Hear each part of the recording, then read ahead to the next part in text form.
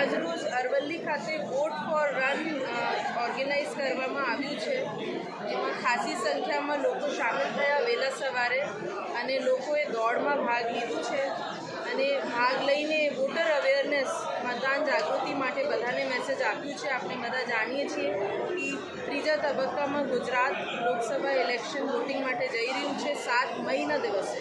ખાસ કરીને બધાએ ધ્યાન રાખે કે સવારે 7 વાગ્યાથી સાંજે 6 વાગ્યા સુધીના મતદાનના સમય છે અને વોટર આઈડી કાર્ડ જે એપિક કાર્ડ કોઈને પાસે ન હોય તો ચૂંટણી પંચ દ્વારા માન્ય રાખેલ 12 પુરાવાઓ જે છે એમાંથી પણ કોઈ લઈ શકે છે. અમે સોશિયલ મીડિયા હેન્ડલ્સ અને માહિતી ખાતા ન્યૂઝપેપર્સ માટે આ પ્રચાર કરીએ છીએ. હજુ કહીએ છીએ આ 12 પુરાવા આપ લઈ શકો છો અને પોતાના મતાધિકારનો ઉપયોગ કરી શકો છો. અને ખૂબ જ જરૂરી વાત કે કોઈ પણ રીતે કોઈ પણ સંજોગોમાં મોબાઈલ ફોન મતદાન મથકમાં એલાઉડ નથી, એટલે કૃપા કરીને એ નથી લાવતા, જેનાથી આપને પણ હાલાકી ન થાય અને ખોટા અમારે ચૂંટણી સ્ટાફ સાથે પણ ઘર્ષણમાં ન થાવ. હીટ વેવ માટે દરેક મતદાન મથક પર ખૂબ જ સારી વ્યવસ્થા કરવામાં આવી છે. એટલે આવો અરવલ્લી પોતાને વચન અને મતાધિકારનો ઉપયોગ કરો.